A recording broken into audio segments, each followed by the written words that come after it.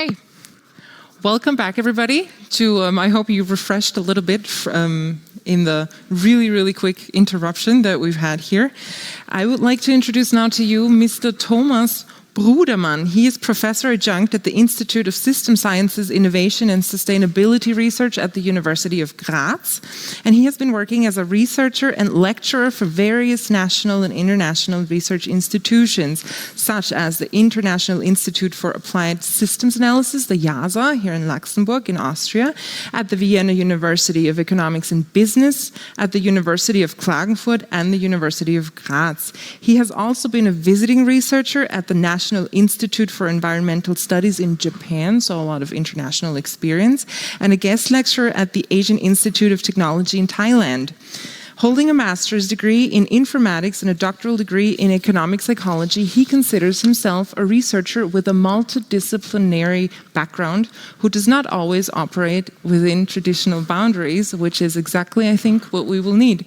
And he will talk to us today about plastics and psychology and the perception of the discourse, I think. So please welcome Thomas Brudermann.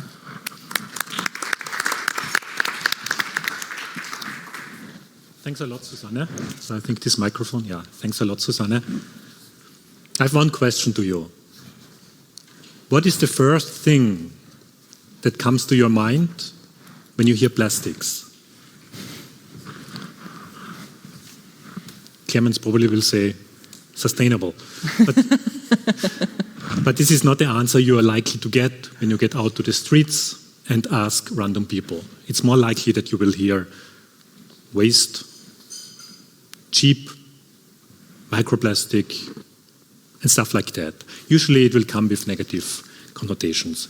So we have here, on the one hand, materials that are very versatile, that have a lot of different applications in electronics, in car tires, in bicycles, as we have heard in a presentation by Clemens Holzer. But then we also have this remarkably bad, negative image in public perception. And the question that I would like to address here in this talk is, why did plastics become evil? And I have to admit that primary research on this specific question is rather limited. So I will try to attempt an answer that stems more broadly from the environmental psychology and behavioral economics fields. I have a short answer, of course, as well. The short answer why plastics became evil is bad press. So if we see these pictures, and we all have seen them, of marine pollution and pollution on land, of dead fish and dead birds with plastic materials in their stomachs, this, of course, evokes negative emotional responses, anger and sadness. And these negative emotions like anger, they have, from an evolutionary perspective, a very useful function. They make us focused. They make us focused on the problem at hand, maybe on the attacker that at the moment is attacking us. When it comes to trying to comprehend a complex topic, from a more rational perspective, these emotions are not very helpful. And maybe you have experienced yourself that anger is not a very good helper when it comes to rationality. So this definitely is a problem. It might also have an upside, as we have heard in one of the previous presentations by Kerstin Kuchter. There's also this push for action, obviously, from civil society to do something about the plastic problem. But if we just see these pictures, of course, our anger is directed at the material. We don't see people who are littering here. We see plastic materials where they should not be. So this was the short answer. I will also attempt a longer answer, and please don't read this slide. It's way too long. The font size is way too small. So the first two paragraphs, I will summarize it for you, are from the European Strategy for Plastics in a Circular Economy, a document issued by the European Commission. It's a policy document. And it basically says that plastic is very useful, or these plastic materials are very useful, but there's also an urgent need to tackle the environmental problems that today cast a long shadow over production, consumption, and use of plastics. The last paragraph is from a social sciences study. It's from a paper published in the International Journal of Sustainability in Higher Education. And it quotes this document. It basically says plastics have been useful in the past, but in the interest of safeguarding environmental and public health, our dependence on plastic needs to be reduced. I tried to find this statement in the policy document. I did not find it there. So this is clearly a case of rather bad academic practice. But if social scientists were educated and smart, I count myself to the social scientists, by the way. So if these people obviously have a very negative bias towards plastic materials, what else would we expect from a general public? I looked a little bit more into research on attitudes towards plastics. I searched the databases. I found a few more recent studies, and I summarized them here. It says Canadians were highly motivated to reduce single-use plastic for food packaging, but less willing to pay for sustainable alternatives. Then Dutch participants hold a very favorable attitude and are willing to pay more for bio-based products, however, also harbor misconceptions, especially overestimating the biodegradability of bio-based plastics might also link to the last presentation by Kim Regert, where she also discussed the misconceptions a lot.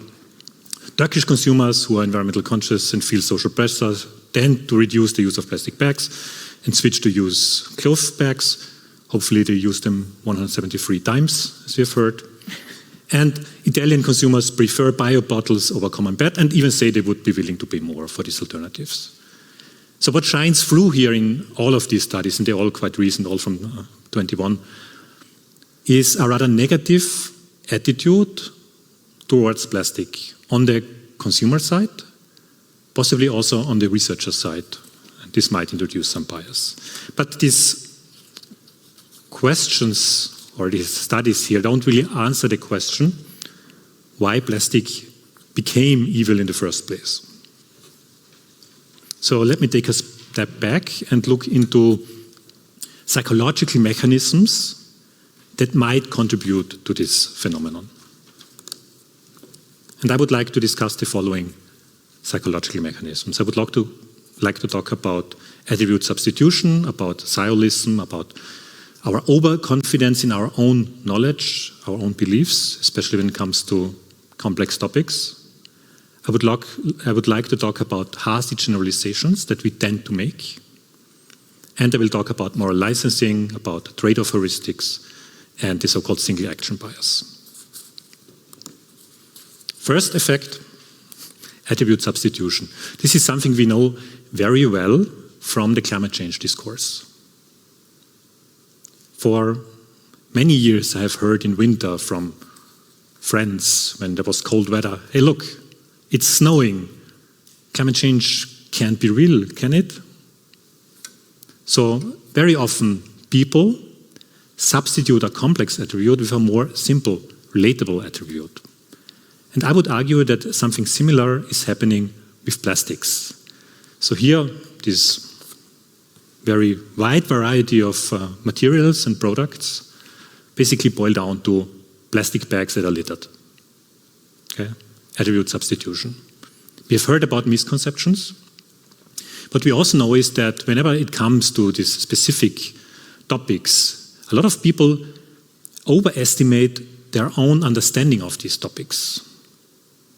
Did you know that 60% of Austrians believe that the ozone hole is responsible for climate change?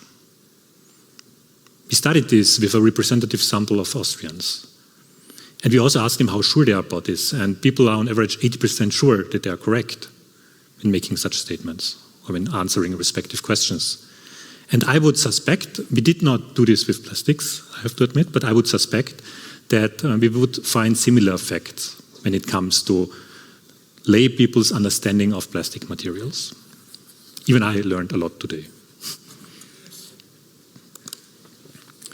Then, we tend to make hasty generalizations, quick associations.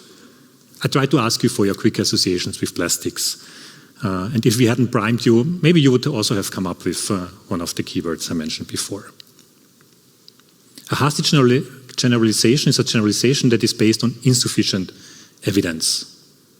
You jump to conclusions. If you go to Venice in mid-August and find yourself in a 1-hour queue to board a boat, you might quickly jump to the unfair conclusion that Italians are unable to organize public transport. Okay? So this is what very often happens. And it also happens, in my limited observation, in the discussion around plastics. So plastic is litter and litter is bad. And then we also have this culturally shaped idea of cheap plastics. In Austria, we would say Plastikklumpert. Yeah, it was always associated with something cheap. If you want to buy quality stuff, it will not be made of plastics. And then, I don't have it on the slide here, it also jumps in to a certain degree, is confirmation bias. If you already have this worldview, and in this worldview plastics are bad, of course all the evidence that we collect out there will confirm our existing worldview. Confirmation bias. We are not easily accepting new information that challenges our existing beliefs.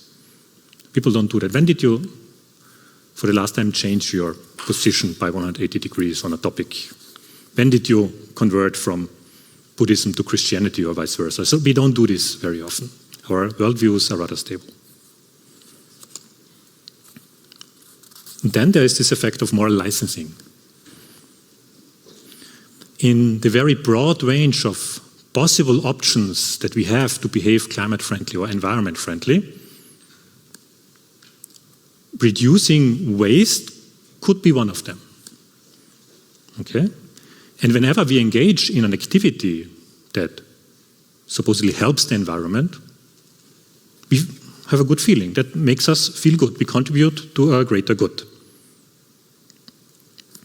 And I found a few newspaper articles also showing this a little bit. There is this report in the Mirror, a UK newspaper, and here they list 12 things you can do to help fight climate change after the code red warning by the IPCC. And you have this, reduce hot showers, change your light bulbs into energy efficient light bulbs, replace your heating systems and so on. And one of the recommendations was reuse your bags or avoid single-use plastic bags and buy cotton bags instead. Funnily, the recommendation was like, so in order to make sure that you have the cotton bag with you, place enough of them in your car. Of course, avoiding car transport would be the much more helpful action when it comes to climate change mitigation. But avoiding the single-use plastic bag is quite easy, and it is recommended, obviously, by reliable newspapers. So we do it.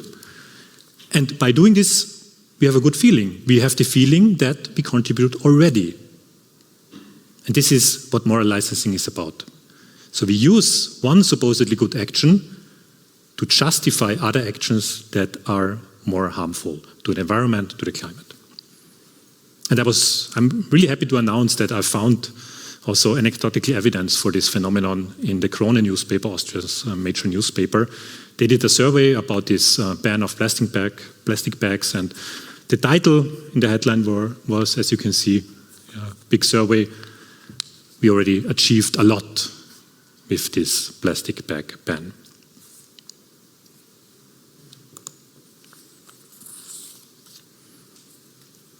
So we get this good feeling also for the small actions we engage in. And this is a very old figure here. It's by Diekmann and Breisner from 1998, but it's a nice summary of what we see a lot. Basically, everybody has pro-environmental attitudes. If you ask people, nobody will say, I hate the environment, I want to destroy it. This is not the attitudes people have. They say they are pro-environmental.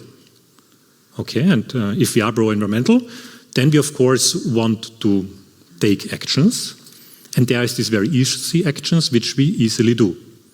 reusable shopping bags, it says here, recycling, waste avoidance, whatever. When it comes to the more difficult actions, like avoiding car use, not eating meat, not flying to overseas or not flying within a country, this is more difficult. These behaviors are more difficult to change. They come with increased behavioral costs. So of course, for us, it's easier to just do the easy stuff and avoid the not so difficult stuff and avoid the more difficult actions. And we still will maintain a positive pro-environmental self-image. And plastic bags can here be a very convenient scapegoat. So this is my final slide, and maybe we have time for questions afterwards. So the key takeaways from my short presentation are that the bad public image of plastic materials is reinforced by the confidently held misconceptions lay people, including myself, have. Okay, we have attribute substitution, we have this Hasse generalization. And then avoiding single-use plastic is an easy, supposedly environment-friendly action, which gives us this good feeling when adopted, but on the other hand also fortifies this scapegoat role of plastic materials through generalization, single action bias, moral licensing.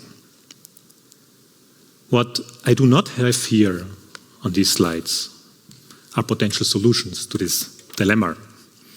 If I was a ruthless consultant, I of course could come up with a very nice idea like find a different scapegoat. Maybe blame avocados from overseas and try to ban them, just shift away the attention. But as a researcher, of course, I would prefer the more honest but also more challenging path with educating people and communicating the versatility, the diverse uses and benefits of plastics. But this, of course, is not an easy path. We know this from climate change communication, and still there will be probably a few lessons from this domain which can also be applied in improving or maybe communicating a fairer picture of plastic materials in the general public. Thanks a lot.